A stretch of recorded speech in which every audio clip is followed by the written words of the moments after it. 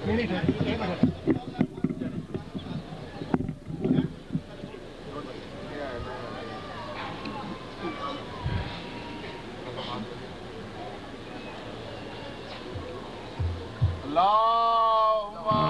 علی محمد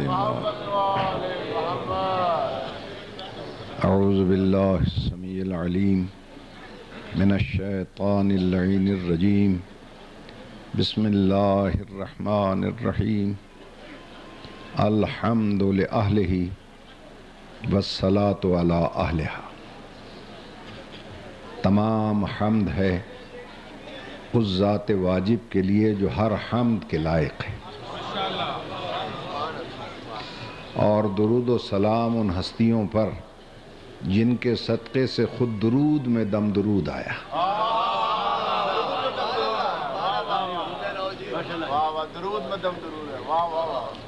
اما بعد فقد قال اللہ تبارک و تعالی فی کلامہ المبین وہو اصدق الصادقین۔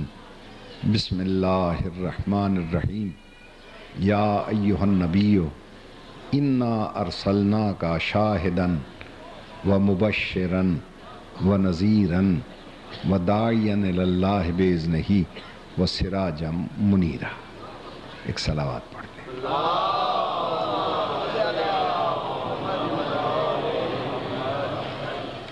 ارشاد الہی ہو رہا ہے کہ اے پیغمبر،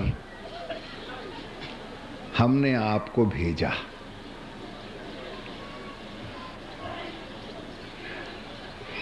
جنت کی بشارت دینے والا بنا کر بھیجا، عذاب جہنم سے ڈرانے والا بنا کر بھیجا، اللہ کی طرف اس کے اذن سے دعوت دینے والا بنا کر بھیجا، اور اے حبیب ہم نے تو آپ کو ایک روشن چراغ بنا کر بھیجا ہے۔ آپ کی مسلسل توجہات کا شکر گزار ہوں کہ آپ مشکل ترین گفتگو کو بھی حسن سماعت سے میرے لیے آسان کرتے چلے جا رہے ہیں۔ اللہ آپ کو سلامت رکھے۔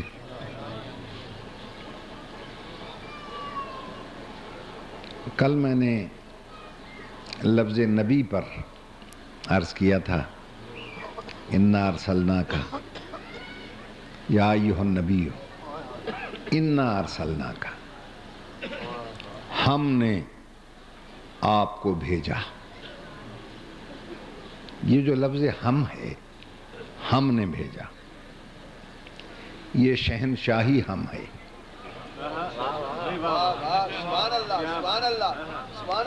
یہ بہت سے مل کر بنانے والوں کا ہم نہیں ہے۔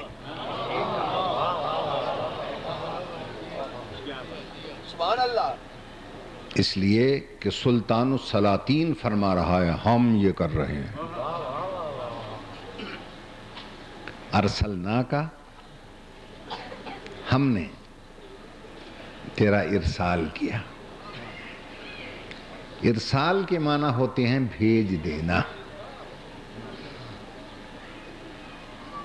کئی جگہ ارشاد ہوا ہے وَلَقَدْ أَرْسَلْنَا رُسُلُنَا بِالْبَيِّنَاتِ، ہم نے رسولوں کو روشن دلیلوں کے ساتھ بھیجا۔ ہم نے بھیجا، بھیجنے والے ہم ہیں۔ وَأَنزَلْنَا مَعَهُمُ الْكِتَابَ وَالْمِيزَانَ، اور ہم نے ان کے ساتھ کتاب بھی نازل کی اور میزان بھی نازل کیا۔ وَأَنزَلْنَا الْحَدِيدَ فِيهِ بَأْسٌ شَدِيدٌ، اور ہم نے ان کے ساتھ ایک بڑا روب والا لوہا بھیجا جس کے اندر روب ہی روب بھرا ہوا ہے۔ یہ سب کیوں کیا؟ لِيَقُومَ النَّاسُ بِالْقِسْطِ، تاکہ لوگ عدل پہ قائم رہیں۔ وَلِيَعْلَمَ اللَّهُ وَرُسُلُهُ، اور اللہ تو جانتا ہی ہے، اس کے رسول بھی جان لیں۔ مَن يَنصُرُهُ وَرُسُلُهُ بِالْغَیب، کہ خود اللہ کی اور اس کے رسولوں کی چھپ چھپ کے مدد کون کرتا ہے؟ یہ لفظی ترجمہ میں نے عرض کر دیا. تو کل لفظ نبی پر گفتگو، آج اس سے آگے جو لفظ آ رہا ہے ارسلنا، یا ایھا النبی انا ارسلناک، ہم نے آپ کو ارسال کیا، ہم نے آپ کو بھیجا. ارسلنا کا لفظ ارسال سے نکلا ہے. ارسال کے معنی ہوتے ہیں بھیج دینا، اور لفظ ارسال کی خصوصیت یہ ہے کہ لفظ ارسال ذرا جدائی کو چاہتا ہے، دوری کو چاہتا ہے، فاصلے کو چاہتا ہے. سبحان اللہ سبحان اللہ. جیسے آپ نے خط ارسال کیا، خط کو لکھا، لیٹر باکس میں ڈالا، اپنے سے جدا کر کے اس میں اور آپ میں فاصلہ آیا اور دور بھیجا، تو لفظ ارسال صادق آیا. اسی لیے بھیجنے والے کو کہتے ہیں مرسل، جس کی طرف بھیج رہے ہیں وہ ہے مرسل الیہ، اور خط کو کہتے ہیں مراسلہ. توجہ فرما رہے ہیں آپ؟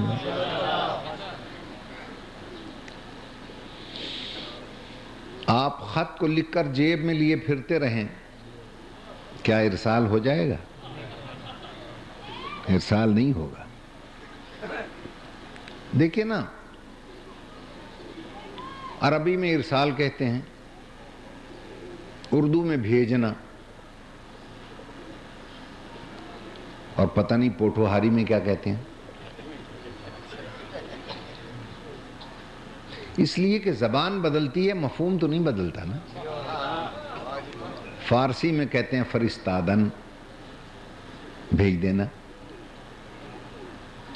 جہاں لفظ ارسال، جہاں لفظ بھیجنا آئے گا، تین چیزیں خود بخود ابھر کے سامنے آ جائیں گی. بڑے غور سے سنیے گا. دیکھیے تقریر وغیرہ تو میں کر نہیں سکتا، یہ ٹیچنگ ہے. یہ مجالس حسین کیا ہیں؟ حسینی. بسم اللہ بسم اللہ، پیر مولا علی مدد. ارے ارے آئیے آئیے آئیے. سلطان الذاکرین، بھلا سلطان کا حکم ہو تو رعایا کی مجال ہے، اور سلطان کے لیے تو پیغمبر نے دعائیں کی. فَهَبْ لِي مِن لَدُنْكَ سُلْطَانًا نَصِيرًا، اپنی بارگاہ سے ایسا سلطان دے جو میرا مددگار ہو.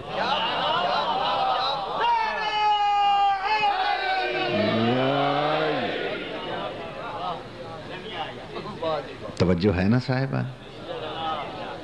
انہوں نے مجھے حکم دیا ہے، دعا کیجئے اللہ صحت برقرار رکھے، تو حکم کی تعمیل ہوتی رہے گی انشاءاللہ. تو میں گزارش یہ کر رہا تھا کہ بھیجنا، ارسال، فرستادن، جہاں آئے گا تین چیزیں نکھر کے سامنے آ جائیں گی. کس نے بھیجا، کس کو بھیجا، کن کی طرف بھیجا. جس نے بھیجا وہ ہے اللہ،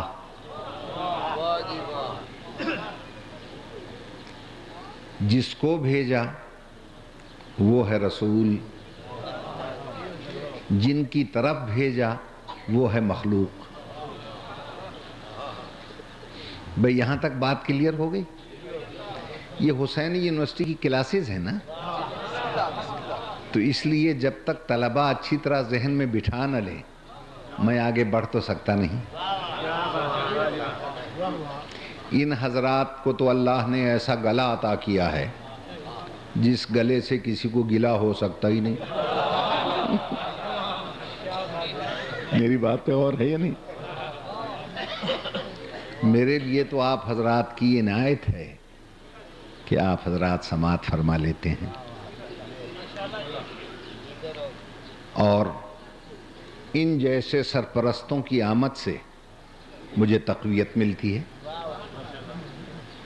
بیماری کا ابھی تک تو احساس ہوا نہیں اور فاطمہ کا لال ہونے بھی نہیں دے گا. ہاں صلوات پڑھ لیں ایک دفعہ.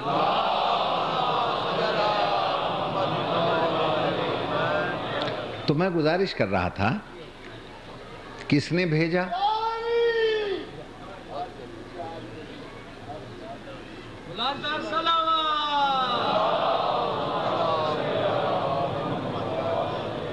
بھئی توجہ فرما رہے ہیں آپ؟ جس نے بھیجا وہ ہے اللہ، جس کو بھیجا رسول، جن کی طرف بھیجا وہ مخلوق. بھئی یہاں تک بات کلیئر ہو گئی؟ اچھا اب مجھے سوچ کے بتائیے جس کو بھیج رہا ہے وہ آنے سے پہلے کن کے قریب ہوگا عقلی طور پر، جن کی طرف آ رہا ہے یا جس کی طرف سے آ رہا ہے؟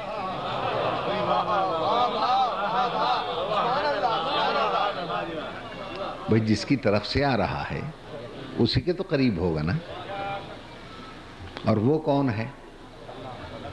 ذہن میں آتا نہیں، فکر میں سماتا نہیں، الفاظ اس کا احاطہ کر سکتے نہیں، زمانی اور مکانی وہ نہیں ہے. کیسے پتہ چلے وہ کون ہے؟ کیسے پتہ چلے وہ کیا ہے؟ تو اللہ نے کہا میں کسی کے ذہن میں آ نہیں سکتا. اے میرے حبیب تو میری جا کر گواہی دیتا جا، میں ذہنوں میں آتا جاؤں گا. اسی لیے فرمایا قد جاءکم برہان من ربکم، یہ تمہاری طرف میرا رسول نہیں آیا، تمہارے رب کی دلیل آیا ہے. برہان کہتے ہیں دلیل کو، توجہ کیجئے گا. برہان کہتے ہیں دلیل کو. یعنی کیا مطلب؟ اللہ کہتا ہے میں دعویٰ ہوں، دعوے کی دلیل ہے محمد. یہاں وکلا بھی بیٹھے ہوں گے، فلسفہ قانون کیا ہے؟ اللہ دعویٰ، محمد دعوے کی دلیل. اور فلسفہ قانون یہ بتاتا ہے کہ دعویٰ زندہ رہتا ہے تو دلیل پر دلیل، مر جائے تو دعویٰ بھی مر جاتا ہے.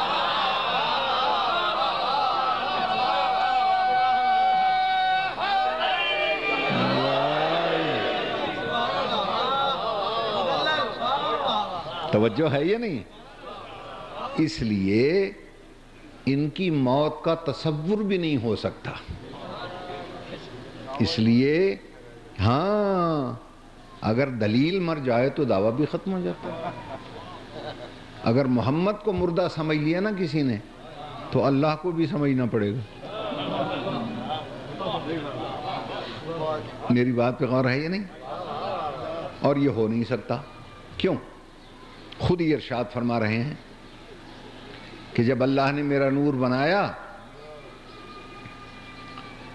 تو میرے نور کے بعد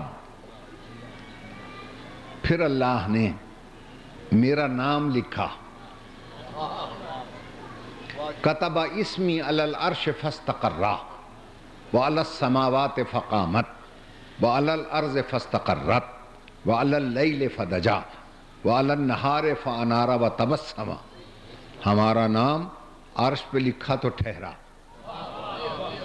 فرش پہ لکھا تو رکا، ہوا پر لکھا تو چلنے لگی، آگ پر لکھا تو جلنے لگی، صبح پر لکھا تو مچلنے لگی.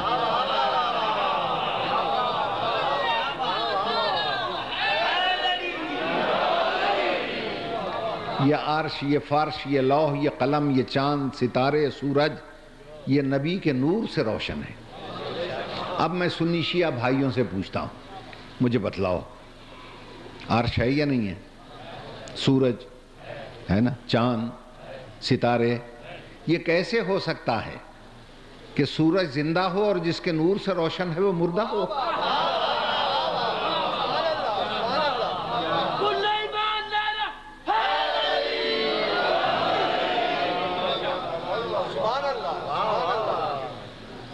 آسمان زندہ ہو، افلاک زندہ ہو، ابو الافلاک مر جائے، تراب زندہ ہو، ابو تراب مر جائے۔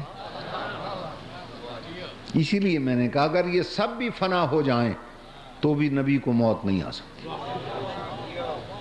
وہ رب کی دلیل بن کے آیا۔ کیا کہنے سبحان اللہ۔ دلیل مر جائے تو دعویٰ بھی مر جائے گا۔ میری بات پہ غور ہے یا نہیں؟ اور اس زمانے میں تو سب سے بڑی دلیل میرے پاس یہ ہے کہ جہاں سے یہ نور گزر گیا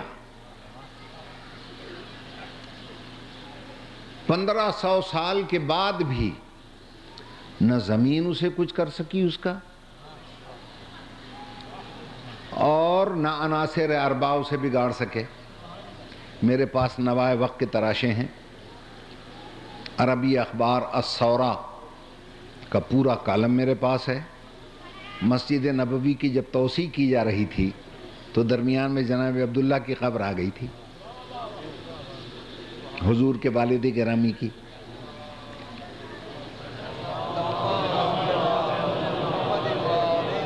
تو تمام اخبارات کی فائلیں گواہ ہیں کہ سعودی گورنمنٹ نے کہا اس قبر کو اکھاڑ دو، اکھاڑ دو۔ کیوں؟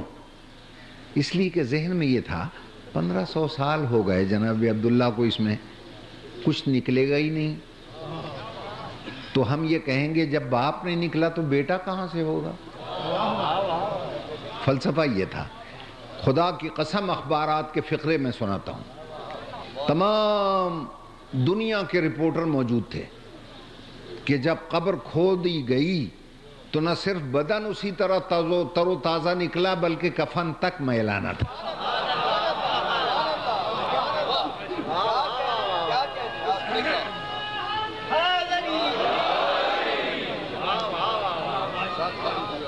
نہ نبی ہے نہ رسول، صرف نور نبوت گزرا ہے۔ تو جہاں سے نور نبوت گزر جائے وہ فنا نہیں ہوتا۔ میری بات پہ غور کیجیے گا۔ میں ایک جگہ پڑھ رہا تھا تو ایک تونسے کا رہنے والا مولوی کو جوش آیا ہوا تھا، کہنے لگا میرے نال خمینی مناظرہ کرے۔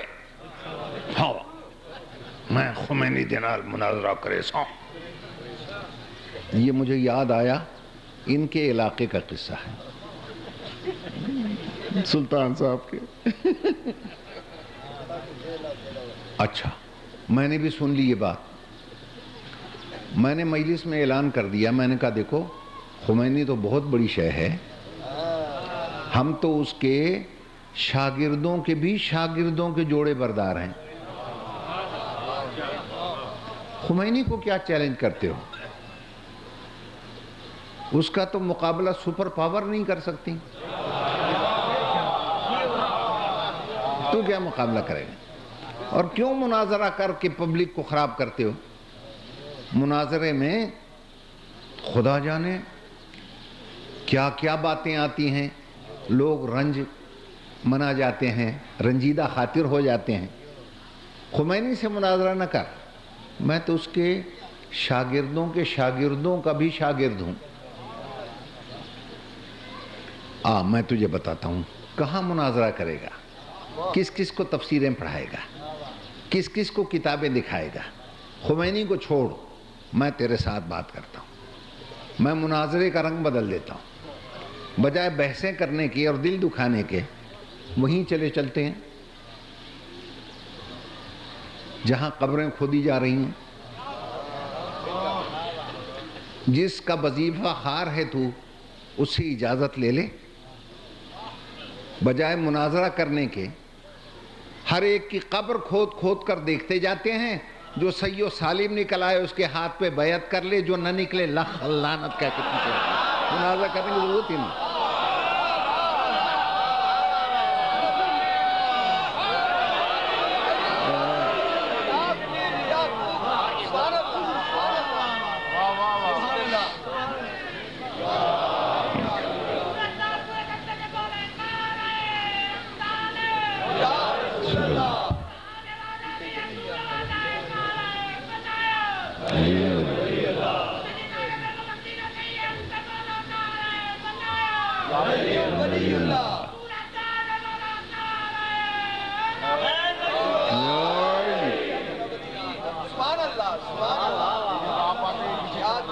توجہ ہے نا صاحب؟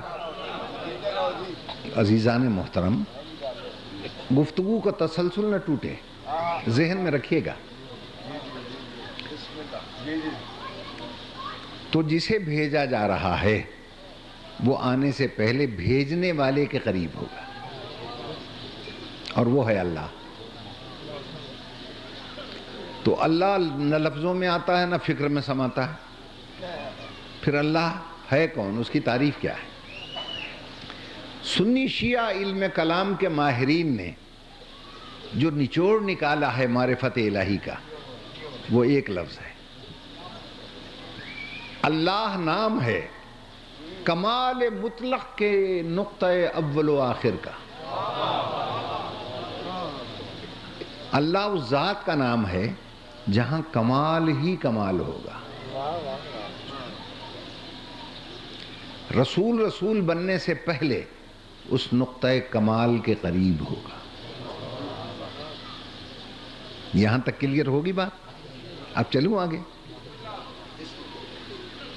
رسول بننے سے پہلے اس نقطہ کمال کے قریب ہوگا، اور فلسفہ و منطق کا قانون یہ ہے کہ کمال کے قریب نقص جا نہیں سکتا۔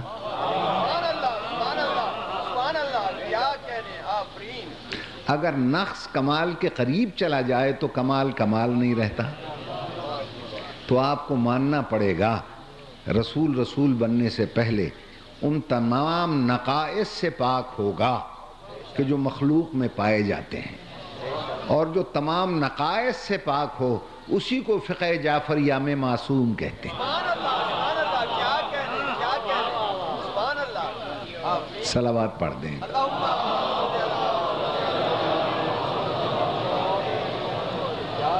اسی لیے سرکار دو عالم کی ذات گرامی میں ذرہ برابر نقص اور عیب ہو سکتا ہی نہیں، ورنہ وہ نقطہ کمال کے قریب نہیں جا سکتا۔ بھئی یہاں تک بات مکمل؟ اب آئیے اس سے آگے چلتے ہیں۔ جب تک آپ اجازت نہیں دیں گے میں نہیں بڑھوں گا آگے۔ اچھا،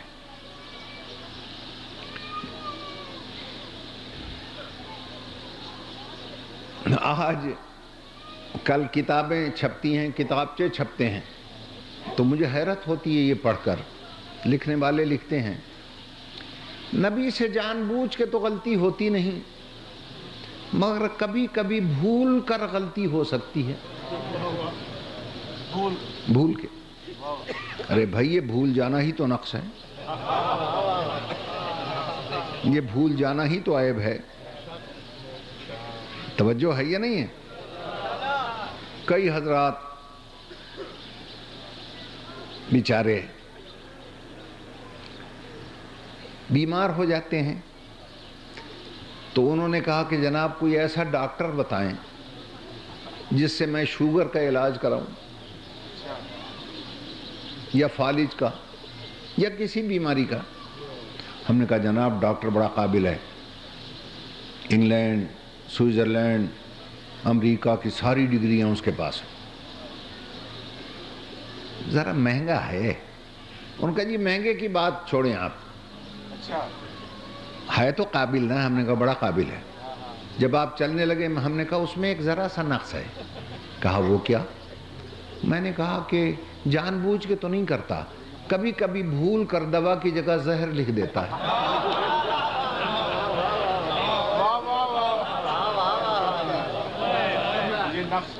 چلتے ہوئے قدم رک گئے کہ میں تو نہیں جاتا، کہ جو ہر وقت نہیں کرتا، کبھی کبھی بھول جاتا ہے۔ اس نے کہا اگر اس کبھی کبھی میں بھی آ گیا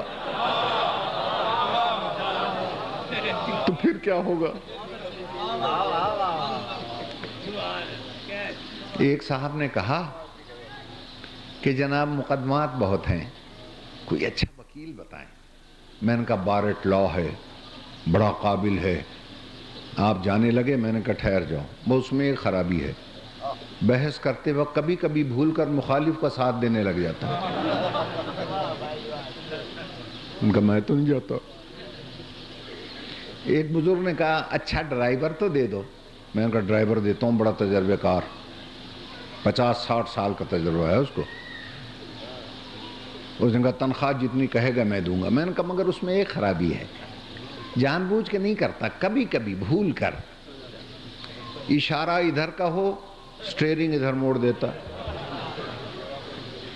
انہوں نے کہا جناب مجھے تو نہیں چاہیے ایسا ڈرائیور۔ تو میرے کہنے کا مقصد یہ ہے، آپ سوچیں، آپ ایسا ڈاکٹر نہیں رکھتے جو کبھی کبھی بھول جائے، ایسا وکیل نہیں رکھتے جو کبھی کبھی بھول جائے، ایسا ڈرائیور نہیں رکھتے، ایسا ڈاکٹر نہیں رکھتے جو کبھی کبھی بھول جائے۔ تو اللہ کو اپنے سے زیادہ کم عقل سمجھ رکھا ہے جو عالمین کی ہدایت کے لیے ایسا معلم بھیج دے گا جو کبھی کبھی بھولتا رہے۔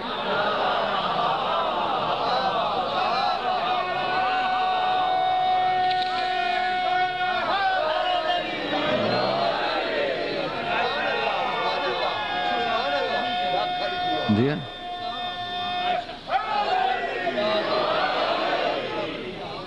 بھیا یہی تو نقص اور عیب ہے، اور نبی کی ذات میں اس کے دامن پر کوئی نقص اور عیب نہیں آ سکتا۔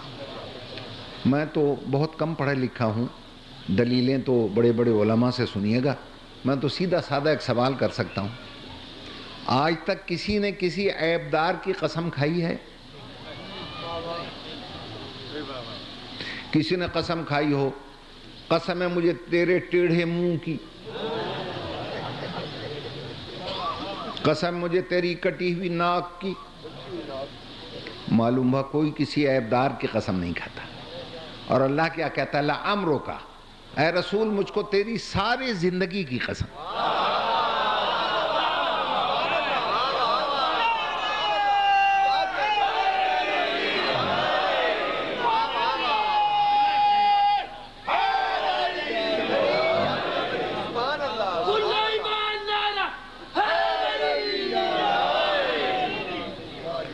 یہ نہیں کہتا تیرے بچپن کی قسم، 40 سال بعد کی قسم، تیرے بڑھاپے کی قسم، پوری زندگی کی قسم کھانا اس بات کی دلیل ہے۔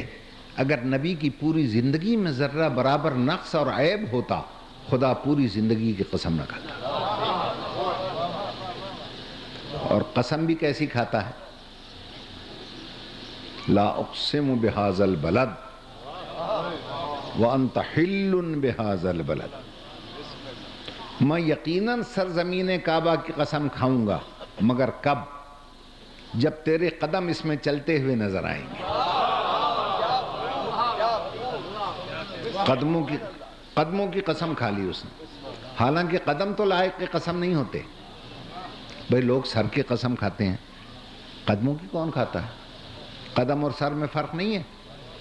آپ نے کہا نسیم صاحب السلام علیکم، میں نے ٹانگ ہلا کے کہا وعلیکم السلام، آپ کہیں گے بڑا بدتمیز آدمی ہے، سلام کرتے ہیں ہم ہاتھ سے، جواب دیتا ہے ٹانگ سے۔ لیکن اگر میں سر ہلاؤں وعلیکم السلام وعلیکم السلام، اب آپ خوش کیوں بھائی؟ سر ہلے تو خوش، پیر ہلے تو ناراض کیوں؟ سر بھی میرا، پیر بھی میرا، دونوں ایک ہی غذا میں پلے ہوئے، ایک ہی جسم میں رہنے والے، ایک ہی شہر کے باسی۔ توجہ ہے یا نہیں ہے؟ تو بلکہ پیر تو بڑا قابل رحم ہے، یہ میرے کمر کو، میرے سینے کو، میرے سر کو، میرے اوج کو، بوجھ کو لادے لادے نہیں پھرتا، تو آپ کو اس بوجھ اٹھانے والے سے کیوں نفرت ہے؟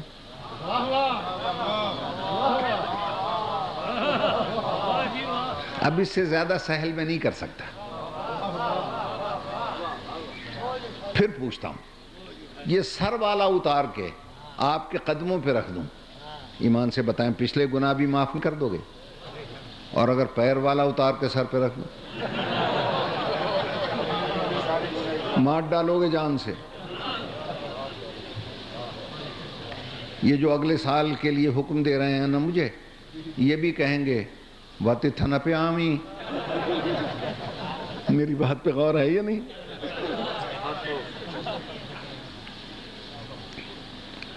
آپ کہیں گے بھائی سر والے کی عزت ہوتی ہے، پیر والے کی عزت نہیں ہوتی.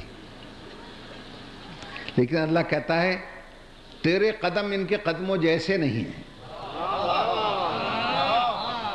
لوگوں کے قدم بیجا اٹھیں تو جوتیاں کھائیں، تیرے قدم سرزمین کعبہ پر آئیں تو میں قسمیں کھاؤں. او میرے سامعین، کسی بھی مکتبہ فکر سے ہو، خدا کے لیے سوچ کے جواب دینا. قدم لائق قسم نہیں ہوتا، لیکن اگر محمد کسی زمین پہ قدم رکھ دے وہ زمین قابل قسم ہو جائے، اور اگر وہ کسی منہ میں زبان رکھ دے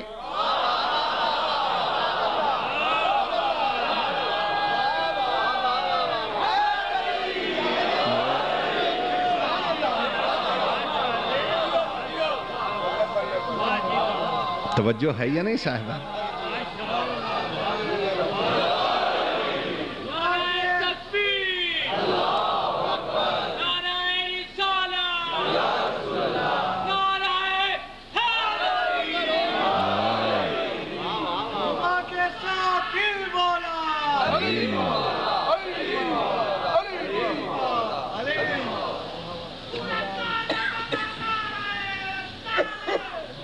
رسول اللہ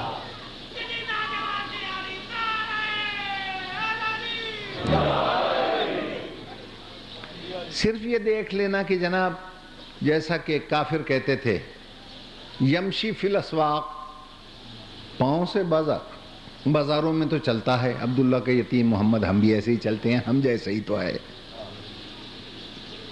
ارے بھائی وہ کسی اعتبار سے بھی ہم جیسا نہیں. میں نے مثال دی نا، ہمارے پیر ہلے تو لوگ ناراض، اس کے ہلے تو اللہ قسم کھائے. ہمارے ہاتھ جب چاہے کوئی مروڑ کے 2 گھوسے مار کے توڑ دے، نبی کے ہاتھ وہ کہ اشارہ کرے تو بادل آ جائے، چاند کو دکھلا دے شق ہو جائے، ابو جہل کی طرف بڑھا دے چہرہ فق ہو جائے. میرے بال وہ ہیں کہ اگر یہ اڑ جائیں سر سے تو وبال ہو جائیں. میری بات پہ غور کیجئے. جب چاہے میرے بالوں کو نائی کاٹ کے نالیوں میں پھینک دے، مگر نبی اکرم کے بال وہ ہیں کہ خالد بن ولید اپنی ٹوپی میں رکھ لے تو جس جنگ میں جائے فاتح بن کے آئے. ہرقل اپنے تاج میں رکھ لے، درد سر سے شفایاب ہو جائے. ابو صالح کے گھر میں رہ جائے، فرشتے تمام رات تسبیح و تقدیس کرتے رہیں. سمجھ میں نہیں آتا یا رسول اللہ؟ آپ مل کے پوچھیں، جب بال کا یہ حال ہے تو آل کا کیا حال ہوگا؟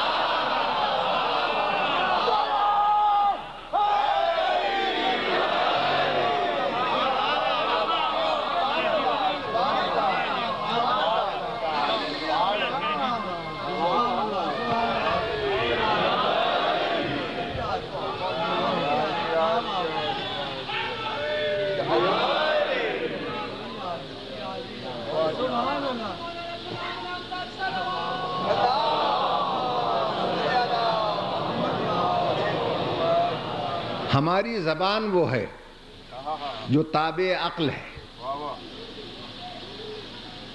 نبی کی زبان وہ ہے جس پر وما ینطق عن الہویٰ کی مہر لگی ہوئی ہے. کل کی تقریر میں میں نے جناب سیدہ کا تذکرہ کرتے ہوئے یہ کہا تھا کہ ہوں گی اور بیٹیاں، مگر یہ تحفہ پروردگار ہے. تو کل بہت سی چٹیں آئیں، مگر سٹیج پر مجھے نہیں پڑھائی گئیں، بعد میں مجھے پڑھایا گیا. ایک صاحب نے کہا کہ اگر وہ تحفہ ہیں تو پھر علی کے ساتھ شادی کیوں کر دی گئی؟ یہ چٹ بھیجنے والے نے مجھ سے سوال کر دیا۔ ارے بھائی، نبی نے کبھی کوئی کام اپنی مرضی سے کیا ہی نہیں۔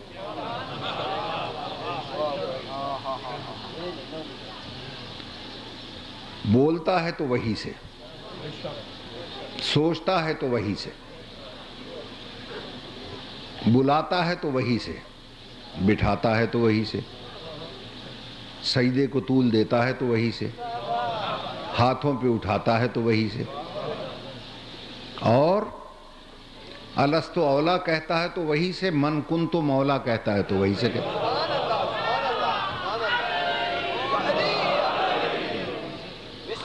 یہی سوال پیغمبر سے پوچھنے والوں نے پوچھا تھا کہ علی کے ساتھ اپنی بیٹی کی شادی کیسے کر دی آپ نے؟ یعنی اتنا عظیم تحفہ علی کو کیسے دے دیا؟ توجہ کیجئے گا، اب پیغمبر کا جواب سنیں کہ میں نے اپنی مرضی سے تو نہیں کیا۔ ما زوجتها ولکن اللہ زوجہا علی العرش، یہ تو اللہ نے اس کی شادی عرش پہ پہلے ہی کر دی ہے علی سے۔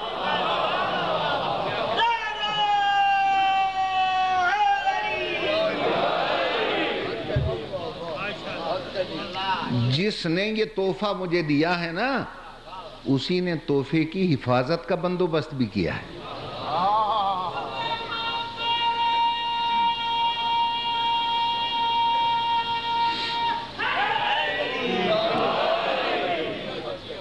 تو پوچھنے والوں نے پوچھا تھا کیا آپ شادی نہیں کرتے خود؟ کہا مجھے سیدہ کی شادی کا اختیار نہیں۔ ارے بھائی، قابل غور مسئلہ ہے۔ ہر باپ کا بیٹی پر اختیار ہوتا ہے، اور جس کا نام ہی احمد مختار ہے، کائنات کی ہر شے پر اختیار اور بیٹی پر اختیار نہیں۔ فرمایا ہاں، میں نبی ہوں، رسول ہوں، میرا کام ہے مسلمان بنانا، میں اس لیے مسلمان لڑکی اور لڑکے پر اختیار رکھتا ہوں۔ فاطمہ ہے معصومہ، معصومہ کی شادی غیر معصوم سے ہو نہیں سکتی۔ میں مسلمان تو بناتا ہوں، معصوم میں نہیں بناتا۔ جو معصوم بناتا ہے اسی کو اختیار ہے معصومہ کی شادی کا۔ تو اللہ نے عرش پہ نکاح پڑھا فاطمہ کا۔ سنی شیعہ دونوں نے لکھا ہے وَلَٰكِنَّ اللَّهَ زَوَّجَهَا عَلَى الْعَرْشِ، عرش پہ نکاح پڑھا فاطمہ کا۔ یہ عرش پہ کیوں پڑھ دیا؟ ارے علی تو زمین پہ ہے، زمین پہ کیوں نہیں پڑھا؟ یہ ہیں وہ پیچیدہ راز جو صرف مجلس حسین میں ملتے ہیں، کتابوں کے مطالعے سے نہیں ملتے۔ زمین پر علی ہے، یہاں کیوں نہیں پڑھ دیا؟ عرش پہ کیوں پڑھ دیا؟ یاد رکھیے، نکاح پڑھا جاتا ہے ہمیشہ لڑکی کے گھر۔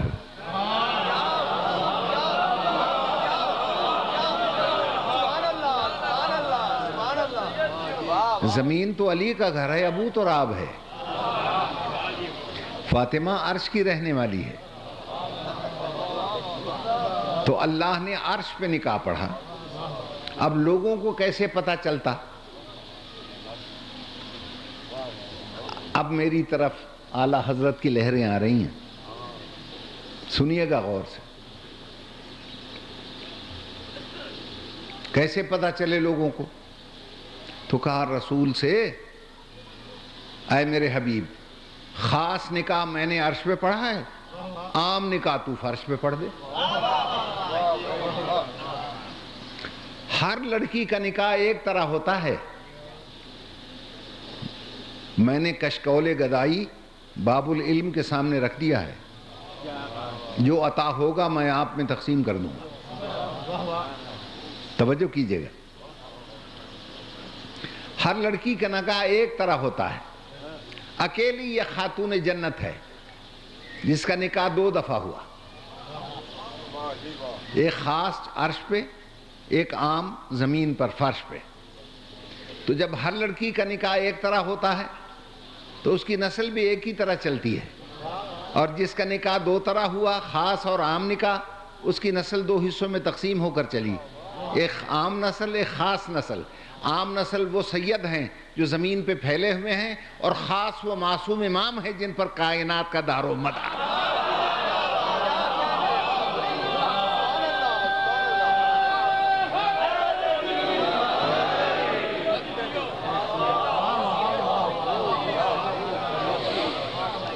توجہ ہے صاحبان؟ لہٰذا یہ کبھی نہ سوچئے گا کہ تحفہ تھا تو علی کو کیوں دے دیا. میرے عزیزو، تحفہ بنانا اللہ کا کام ہے، تحفے کا تعارف کرانا یہ رسول کا کام ہے، تحفے کی حفاظت کرنا یہ امام کا کام ہے. سبحان اللہ، سبحان اللہ، سبحان اللہ. میری بات پہ غور ہے یہ نہیں صاحبہ؟ اور امام کا کام ہے حفاظت کرنا. ہمارے یہاں امامت اس شے کا نام نہیں ہے کہ دین و دنیا کا بڑا سیاستدان ہو جائے وہ امام ہے. نہیں نہیں، فقہ جعفریہ میں امامت کی تعریف کیا سنیں. الامامت ہی العدالت العالیت فی حفاظت الآئین والسنہ. امامت اس سپریم کورٹ کا نام ہے جو آئین کی بھی محافظ ہوتی ہے، سنت کی بھی محافظ ہے، عصمت کی بھی محافظ ہے. توجہ ہے یہ نہیں ہے؟ آپ کو بھی اگر کوئی تحفہ ملے گا تو آپ یوں ہی نہیں پھینک دیں گے، کسی ایسے کے حوالے کریں گے جو اس کی حفاظت کر سکے. میری بات پہ غور ہے یہ نہیں؟ تو اس لیے پیغمبر نے دیکھا کہ اللہ نے محافظ عصمت کسے بنایا ہے،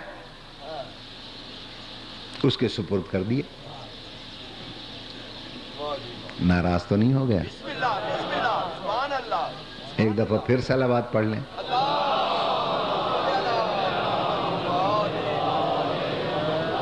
سبحان اللہ، کیا کہنے. توجہ ہے نا صاحبہ؟ دوسرا سوال مجھ سے کیا گیا تھا کہ لوگ کہتے ہیں کہ امام حسین نے یزید کی برکرداری کی وجہ سے اس کی بیعت نہیں کی تھی. یہ باتیں ایسی ہیں کہ ایک مجلس میں میں واضح نہیں کر سکتا.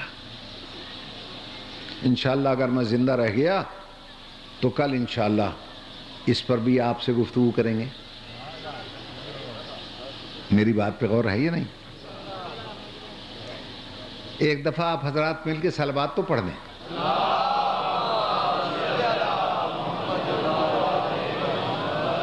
تو میں گزارش یہ کر رہا تھا کہ پیغمبر کا ہر کام وہی سے ہوتا ہے. اٹھتے بیٹھتے ہیں تو وہی سے، چلتے پھرتے ہیں تو وہی سے، پاس بٹھاتے ہیں تو وہی سے، بیٹھے کو اٹھاتے ہیں تو وہی سے، بستر پہ سلاتے ہیں تو وہی سے، روتے کو چپ کراتے ہیں تو وہی سے، الستو اولا کہتے ہیں تو وہی سے، من کنت مولا کہتے ہیں. سبحان اللہ، بسم اللہ. اور اپنے عظیم تحفے کو علی کے حوالے کرتے ہیں تو وہی سے. اور اسی لیے ارشاد فرمایا لولا علی لما کان لفاطمہ کف. کف کہتے ہیں ہمسر کو. اگر علی نہ ہوتے تو فاطمہ کا کوئی ہمسر ہی نہ ہوتا. ہمسر کہتے ہیں برابر والے کو. اس لیے کہ وہ رہیں پردے میں، ان کے فضائل بھی پردے میں، کمالات بھی پردے میں، عصمت بھی پردے میں. لوگوں کو کیسے پتا چلتا کہ بی بی کے کمالات کیا ہیں؟ تو پیغمبر نے کہا وہ تمہیں نظر نہیں آئے گی. علی اس کے برابر ہے، وہ علی کے برابر ہے. پہلے علی کو سمجھو، سمجھ میں آ جائے گی فاطمہ. سبحان اللہ، سبحان اللہ، برابر ہے. کیا توجہ ہے یا نہیں ہے؟ بسم اللہ، بسم اللہ. اب بھی کسی کی سمجھ میں جناب سیدہ طاہرہ کی عظمت نہیں آئی؟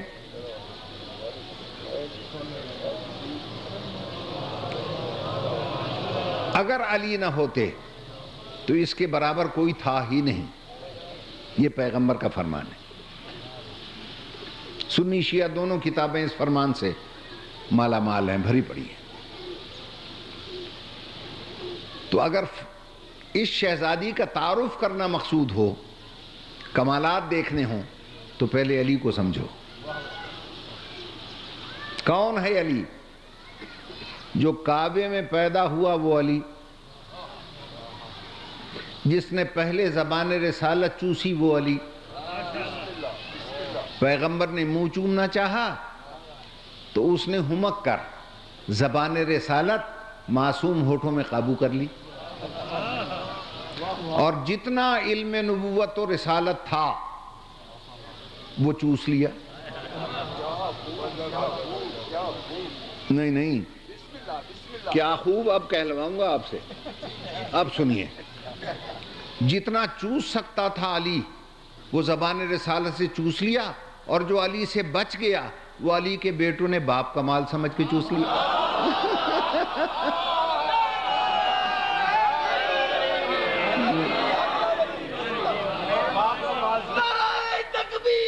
اللہ اکبر.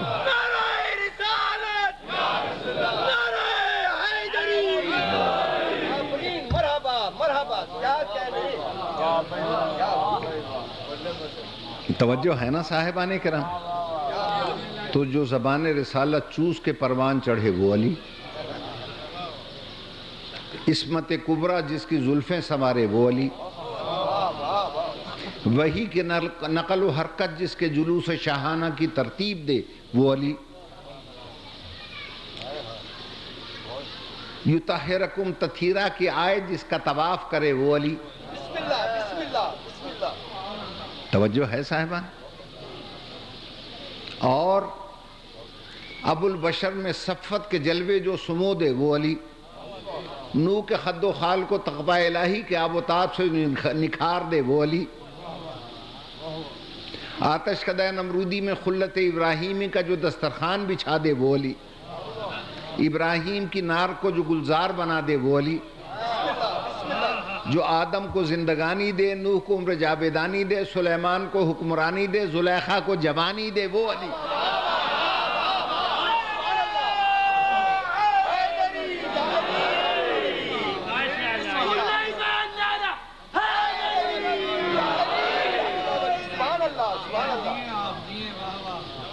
جس کے لیے سورہ حل عطا نازل ہو وہ علی، جو سورہ برات لے کر جائے وہ علی، جسے پیغمبر ہاتھوں پر اٹھائے وہ علی، جس کے لیے من کنتو مولا کا اعلان فرمائے وہ علی، جو فضائل میں اتنے کمالات حاصل کر لے وہ ہوتا ہے فاطمہ کے برابر. اب فاطمہ کیا ہے؟ ذہن وہاں تک جا سکتا ہی نہیں، لوگوں کی عقل وہاں تک پہنچ سکتی ہی نہیں. توجہ ہے یا نہیں صاحبان؟ امامت کا کام ہے اللہ کی امانتوں کی حفاظت کرنا. اچھا آپ سوچ کے مجھے بتائیں، پیغمبر نے ہجرت کی تھی، بستر پر کیسے لٹایا؟ علی کو. لوگوں نے کہا جان بچانے کے لیے لٹا دیا. جس اللہ نے اب تک جان بچائی وہ جان ایک رات میں نہیں بچا سکتا تھا؟ لوگ غور نہیں کرتے. مسئلہ جان بچانے کا نہیں ہے. جنہوں نے گھر گھیرا ہے ان سب کی امانتیں تو رسول کے پاس ہیں. توجہ، سب کی امانتیں. اگر کسی اور کو سلا دیتے تو یہی لوگ کہتے ہیں جسے صادق و امین مانا تھا، کیسا امین تھا، ہماری امانتیں خطرے میں ڈال گیا، ایسے کے حوالے کر گیا جس کو ہم پرانے جانتے ہیں. توجہ ہے یا نہیں؟ اور جب علی کے حوالے کر کے گیا تو انہی کافروں نے کہا جب علی نے امانتیں واپس کی واقعاً امین ہے، جیسے محفوظ ہاتھوں سے لی تھیں ہماری امانتیں ویسے ہی محفوظ ہاتھوں سے واپس کی. تو اب میں کل کے سوال کرنے والے بھائی سے ایک سوال کرتا ہوں، وہ امین رسول جو ایک رات شہر چھوڑتے وقت مشرکوں کی امانتیں غیر محفوظ ہاتھوں میں دے کر نہ گیا، وہ دنیا چھوڑتے وقت فاطمہ جیسی اللہ کی امانت کو غیر محفوظ ہاتھوں میں دیے کیسے جا سکتا؟ مل کے صلوات پڑھ دیں باول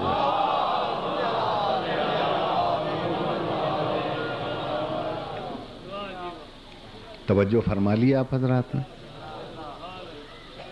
تو میں عرض یہ کر رہا تھا، ہماری آنکھیں رسول کی آنکھوں جیسی نہیں. ہم دیکھتے ہیں روشنی میں ایک رنگ ہے، حالانکہ اس میں 7 رنگ ہیں. رات کو چاند بھاگتا نظر آتا ہے، ہم سمجھتے ہیں چاند بھاگ رہا ہے، چاند نہیں بھاگ رہا، بادل چل رہا ہوتا ہے. آنکھ کچھ دیکھتی ہے، دل کچھ کہتا ہے. نہیں ابھی بھی نہیں. ایسی مثال دوں جو سب کے ذہن میں بیٹھ جائے. 2 ٹرینیں کھڑی ہیں، ایک پلیٹ فارم کی اس طرف ایک اس طرف. ایک میں آپ بیٹھے ہیں، سامنے والی چل پڑی، معلوم ہوتا آپ کی چل رہی.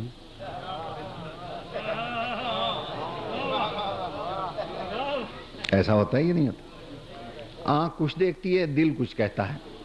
نبی کے لیے ارشاد ہوتا ما کذب الفؤاد ما رآہا. میرے حبیب، جو تیرا دل دیکھتا ہے وہ اصل حقیقت دیکھتا ہے، وہ تیری آنکھیں اصل حقیقت دیکھتی ہیں، تیرا دل تیری آنکھوں کی تردید نہیں کرتا. تو نبی کی نگاہیں اصل حقیقت دیکھتی ہیں. اب آپ سمجھیں، یہی راز تھا، یہی سر تھا، یہی رمز مخفی تھا جسے دنیا نہ سمجھ سکی. ابھی میرا عزیز نوید پڑھ رہا تھا، پیغمبر کی پشت پہ بیٹھ کے آ کر نواسا. سن رہا نا آپ؟ یا رسول اللہ، یہ مسجد مدینہ ہے، یہ بچوں کے کھیل کے گراؤنڈ ہے، یہ اللہ کی نماز ہے، یہ بچوں کا مشغلہ. کیوں نہیں ہٹا دیتے؟ بچہ ہی تو ہے، نواسا ہی تو ہے، ہٹا دیں اسے. کیوں سجدے کو طول دے رہے ہیں؟ آواز آئے گی تو اپنی آنکھ سے دیکھ رہا ہے، میں اپنی آنکھ سے دیکھ رہا ہوں. تو نواسا دیکھ رہا ہے، میں بانی لا الہ دیکھ رہا ہوں.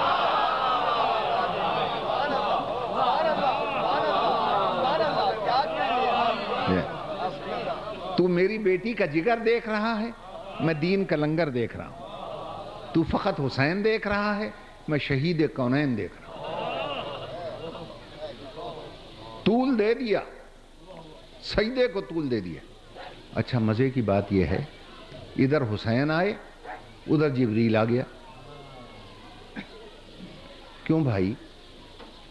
ابھی نوید صاحب سے آپ نے نہیں سنا کہ بچوں کو شوق ہوتا ہے، بزرگ نماز پڑھتے ہیں وہ پیٹھ پہ بیٹھ جاتے ہیں. تو میں نے تو یہ دیکھا ہے کہ اگر کوئی کسی بزرگ کی پیٹھ پر بیٹھ بھی جائے بچہ، وہ سجدے میں ہل جل کے اسے تو گرا دیتا ہے اور پھر کہتا ہے بیٹا آئندہ یہ حرکت نہ کرنا، میں اللہ کی عبادت کر رہا ہوں. مجھے چھوٹی سے چھوٹی کسی روایت میں دکھا دیں کہ پیغمبر نے پھر نواسے سے کہا بیٹا آئندہ یہ حرکت نہ کرنا. مجھے دکھا دیا. لوگ نماز کی حقیقت کو ہی نہیں سمجھے. کیا مقابلہ کرتے ہیں حسین اور نماز کا؟ پیغمبر نے سجدے کو طول دیا، ابھی آپ نے سنا 70 مرتبہ تکبیر سبحان رب الاعلیٰ پڑھا. اچھا جبریل تو یہ کہہ کر چلا گیا کہ اللہ کہہ رہا ہے جب تک میرا حسین نہ اتر جائے سجدے سے سر نہ اٹھانا. لوگوں کو تعجب ہے جبریل کے آنے پہ، مجھے تعجب ہے اس کے جانے پہ. آیا کیوں؟ کیا نبی کو پتہ نہیں کون بیٹھ گیا؟ اگر ہم جیسا بشر ہوتا تو پتہ چلتا. ہم جب نماز پڑھتے ہیں دنیا کا ہر خیال نماز میں ہی آتا، اور نبی جب نماز پڑھتے ہیں سوائے ذات واجب کے کسی کا تخیل تصور ذہن میں آتا ہی نہیں. اللہ نے کہا یہ میری طرف متوجہ ہے، تو جا کر بتا دے کون بیٹھ گیا.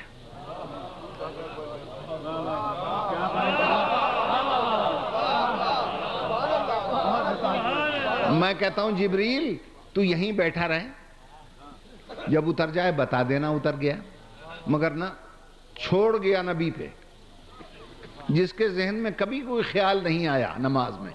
اب وہ تسبیح پڑھ رہا ہے سبحان رب الاعلیٰ و بحمدہ، اور خیال کر رہا ہے حسین بیٹھا کہ اتر گیا.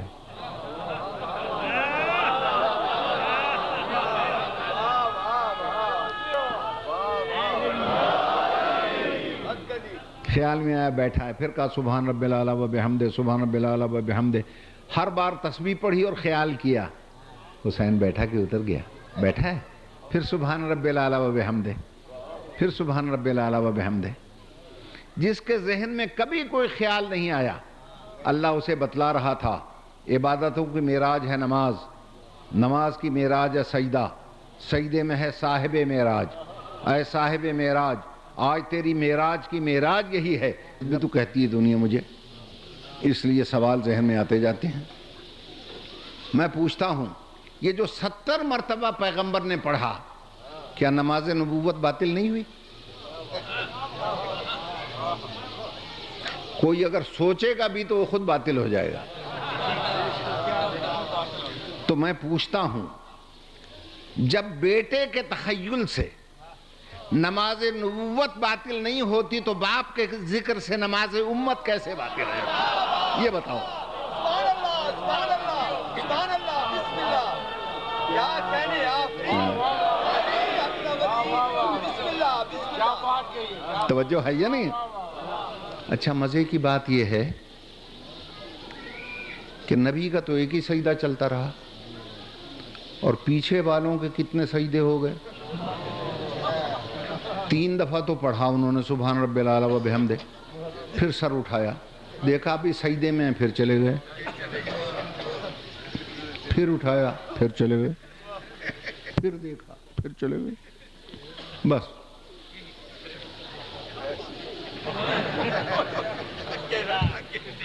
میں یہی کرتے رہے۔ اب مجھے آپ بتائیں، جب سر اٹھا کر دیکھتے ہوں گے تو پہلے کون نظر آیا؟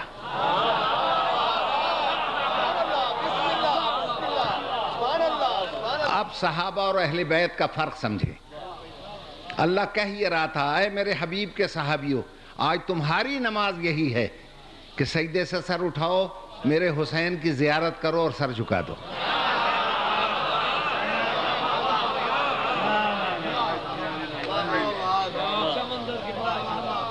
اور حسین بھی جم کے بیٹھے رہے، ایک ایک کی شکل دیکھتے رہے۔ کیوں؟ حسین نے بھی فیصلہ کر لیا، اس وقت تک بیٹھا رہوں گا جب تک ہر صحابی نماز میں میرے وجود کا عینی گواہ نہ بن جائے۔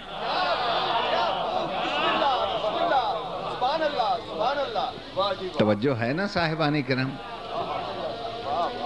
اور ایک روایت اور میں سنا دوں آپ کو، سجدے کو طول دیا حسین کی وجہ سے۔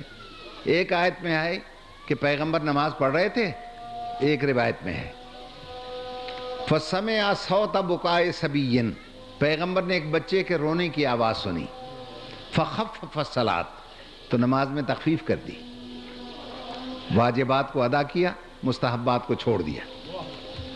صحابہ کرام نے کہا یا رسول اللہ، آج نماز مختصر کیوں کر دی؟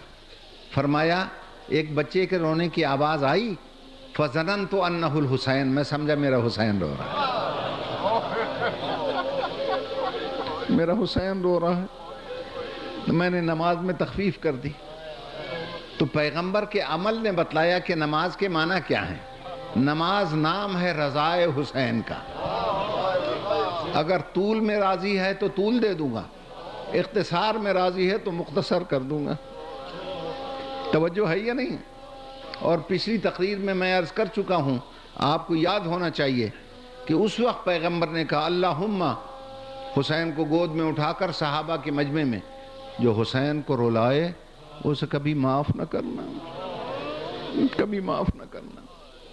اور وہی حسین کہتا رہا کہ انہوں نے مجھے رلا رلا کے ذبح کیا۔ جب کبھی کسی بے گناہ کا قتل کا ذکر سننا نا، مجھے ہائے ہائے کر کے رونا، انہوں نے مجھے رلا رلا کے ذبح کیا۔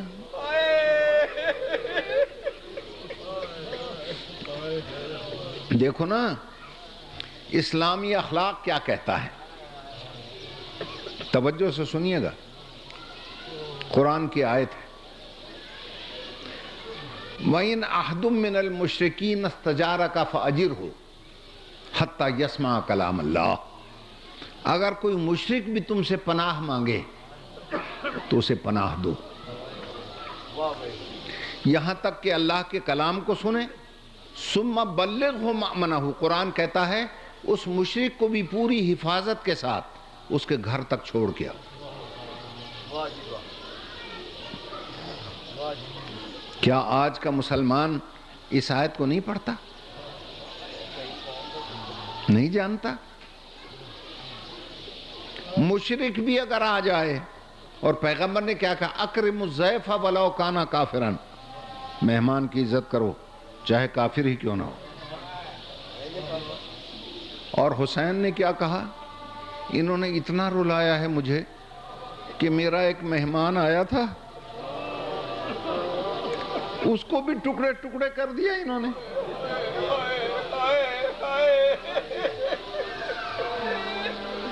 مہمان بھی کیسا تھا، دنیا کا سب سے بڑا گناہگار، خط لکھ کے بلانے والا، خیموں کو اکھڑوانے والا، قتل کے ارادے سے آنے والا، رستہ روک کر مولا حسین کے گھوڑے کی لگام پکڑ کر جھٹکا دینے والا. اور یہ کسی معزز ذمہ دار سے پوچھیں، اپنے علاقے میں شاہی سواری پہ جا رہا ہو اور 2 ٹکے کا آدمی لگام پکڑ کے جھٹکا دے اور کہ نیچے اتر میں قتل کروں گا تجھے، خاندان کٹ جاتے ہیں، گولیاں چل جاتی ہیں، اور یہ معمولی شہزادہ ہے، جنت کے جوانوں کا سردار ہے. کہتا نیچے اتریں. اور حسین کیا کہتے ہیں، فرماتے ہیں میں سمجھ گیا تو مجھے گرفتار کرنے آیا ہے، بے شک کر لینا، لیکن ایک بات بتا، یہ بولتے وقت تیری زبان میں لکنت کیوں ہے، کیوں لڑکھڑا گئی؟ انہوں نے کہا دور سے آ رہا ہوں، پانی نہیں ملا. کہا اچھا سن میری بات، پہلے پانی پی لے پھر گرفتار کر لینا، پی لے پانی.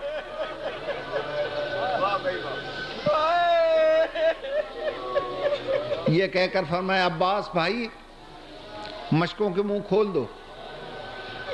عباس نے مشکوں کے منہ کھول دیے. ایک ایک ہاشمی جوان نے ایک ایک سپاہی کو پانی پلایا. سرکار غازی نے کہا مولا پانی تو بہت بچ گیا. ارشاد فرمایا عباس بھائی یہ جانور بھی جاندار ہیں، یہ گھوڑے جن پہ آئے ہیں، باقی پانی انہیں پلا دو. ان کو پلا دیا گیا. کہا مولا اب بھی پانی بچ گیا. کہا دیکھو گرم ریت میں ان کے سم تپ گئے ہوں گے، باقی پانی گھوڑوں کے پاؤں پہ چھڑک دو.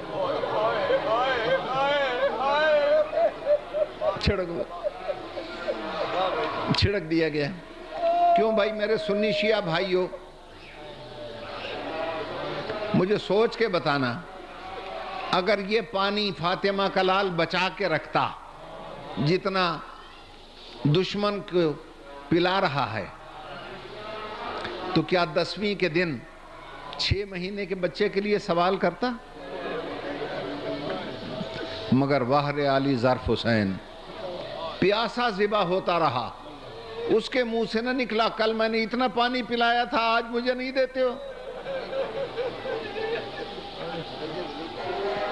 اور اس کرم کا نتیجہ کیا نکلا؟ اس کرم کا نتیجہ یہ نکلا کہ 10ویں کا دن جب آیا تو یہی آگے بڑھا. اتنا بڑا گناہگار آ رہا ہے، دنیا دیکھ رہی تھی، انبیاء دیکھ رہے ہیں کہ فاطمہ کے لال اس کے ساتھ سلوک کیا کرتے ہیں. گھوڑے سے اترا نہیں گر گیا. دنیا نے دیکھا ادھر سے گناہگار چلا، ادھر سے رحمت الہی چلی. لمبی چوڑی تقریر نہیں کی، مولا کی رکاب پہ سر رکھ کر ایک فقرہ کہا، اخطأت یا ابن رسول اللہ، رسول کے بیٹے مجھ سے غلطی ہو گئی، غلطی ہو گئی. اب سنی شیعہ دونوں سنو. فاطمہ کے لال نے ایک ہاتھ ہر کے ماتھے پہ رکھا، ایک ہاتھ داڑھی پہ رکھا، ماتھا چوم کر کہا لقد عفوت عنک یا اخی، بھائی ہر ہم نے معاف کیا. بھائی ہر ہم نے معاف کیا. ادھر منہ سے نکلا بھائی ہر ہم نے معاف کیا. جلدی سے علی اکبر آگے بڑھے, چچا ہر میرا سلام. قاسم نے کہا چچا ہر میرا سلام. حبیب ابن مظاہر نے کہا مبارک ہو, میں بچپن کا ساتھی تھا, مجھے تو بھائی کبھی نہیں کہا. تو کیسا منظور نظر ہو گیا, تجھے بھائی کہہ دیا. یہ مبارک سلامت کی آوازیں خیمے میں پہنچی. ملکہ عالیہ نے سنا, آواز دی اونو محمد. جی اماں جی. یہ کیسی مبارک بادیاں ہیں. چھوٹے شہزادے نے کہا اماں, وہ جس نے ماموں کا رستہ روک کر لگام کو جھٹکا دیا تھا وہ مجرم آیا ہے. پھر کیا ہوا کہ ماموں نے اسے بھائی کہہ دیا. اب علی کی بیٹی بھائی سے بڑھ گئی. کہا اچھا بھائی کہا, ابھی باہر جاؤ. ایک ہر کے دائیں کھڑے ہونا, ایک بائیں کھڑے ہونا. ماموں ہر کہہ کے بات کرنا, کہنا اماں سلام کے.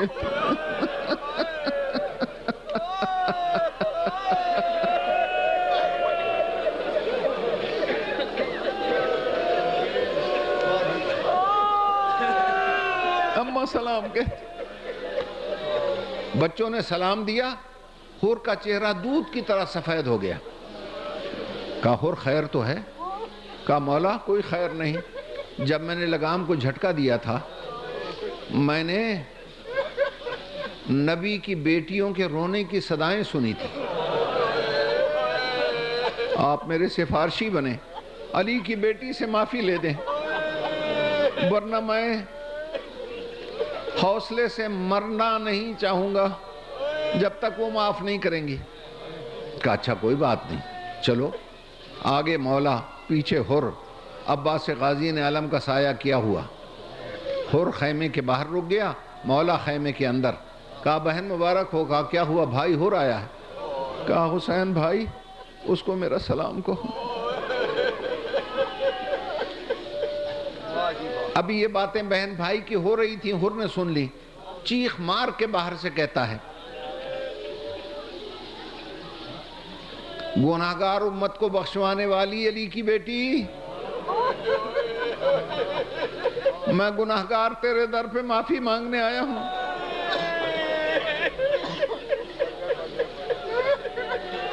اپنی اماں کے صدقے میں مجھے معاف کر دے. اب جتنے عالی ظرف میرے بہن بھائی سن رہے ہیں وہ ذرا یہ فقرہ بھی سن لیں. اسے کہتے ہیں انسانیت کی معراج. حسین نے کہا تھا بھائی ہر میں نے معاف کیا, اور اخلاق کی معراج ہے یہ فقرہ جسے شریف لہو پہچانے گا.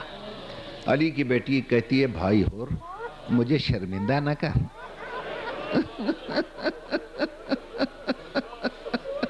مجھے شرمندہ نہ کر.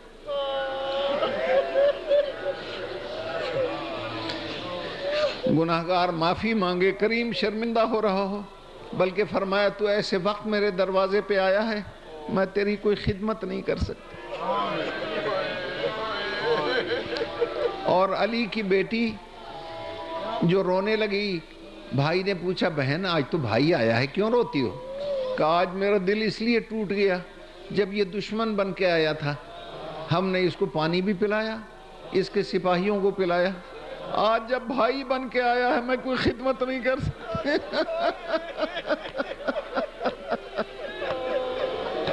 کوئی خدمت نہیں کر سکتا. بھئی یہ غم مجھے کھا گیا. لیکن فرماتی ہیں بھائی ہر میرا ایک وعدہ یاد رکھ, تجھ سے پہلے جنت میں نہیں جاؤں گی. دوسرا وعدہ یاد رکھ, اگر اس بے حیا قوم نے مجھے مہلت دی میں حسین سے پہلے تیری لاش پہ آؤں. اور تیری سگی بہن نہ ہوئی تو کوئی فکر نہ کرنا, میں اپنے بال کھول کے بھائی ہر کہہ کے تیرا ماتم کرتی رہوں.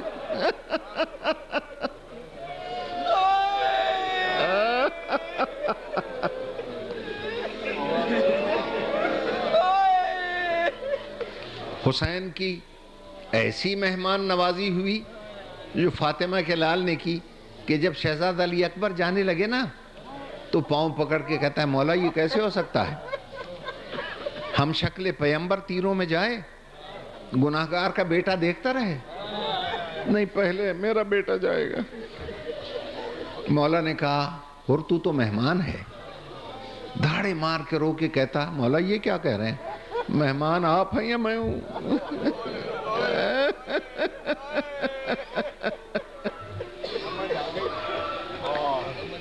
رو رو کر بیٹے کو اجازت لے دی، بیٹے کو بٹھا دیا مولا نے۔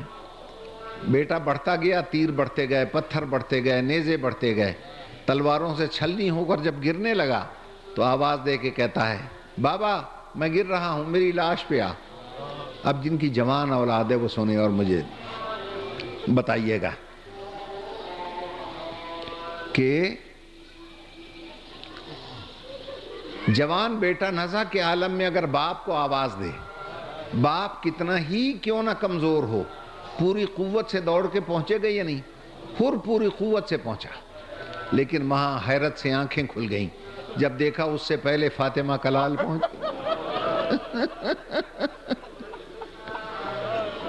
حر کے بیٹے کا سر گود میں رکھ کر چہرے پر ہاتھ پھیر کے کہہ رہا تھا یا اللہ یہ حر کا نہیں میرا بیٹا آ رہا ہے،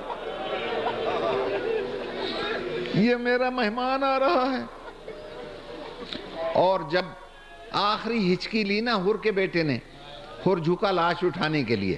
اب فقرہ سنیے، فقام الحسین، حسین کھڑے ہو گئے، وضع یدہ علی صدرہ، اپنا ہاتھ حر کے سینے پر رکھ کر پیچھے دھکیل لیا۔ کہنے لگا مولا کوئی غلطی ہو گئی؟ کہ غلطی نہیں، یہ کیا کر رہا ہے تو، کہ میں بیٹے کی لاش نہ اٹھاؤں؟ کہ تو تازہ تازہ آیا ہے، میں محافظ شریعت ہوں، تجھے شریعت کا قانون نہیں پتا؟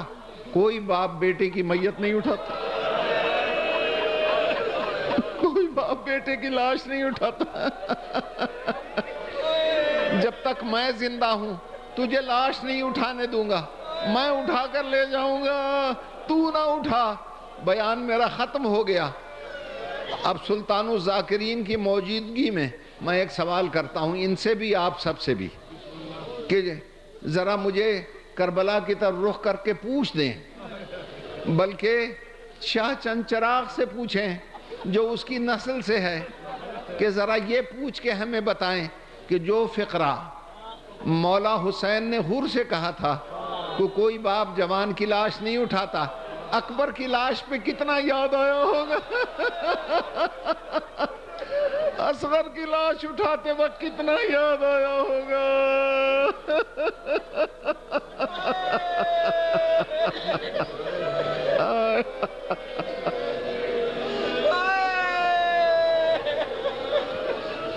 عزیزو، ان مجالس کا مقصد یہ ہوتا ہے کہ دنیا اس گھرانے کی فیاضی کو سنے، فیاضی کو سمجھے، اور معافی کا خانہ ہمیشہ خالی رکھو۔ مشرک اور کافر کے لیے اسلام یہ اخلاقی درس دیتا ہے، چہ جائے کہ مسلمان مسلمانوں کا خون کریں، چہ جائے کہ کلمہ پڑھنے والے کلمہ پڑھنے والوں کو دھماکوں سے بے گناہوں کو اڑاتے پھریں مسجدوں میں اور عبادت خانوں میں۔ اللہ ہم کو اور آپ سب کو آل محمد کی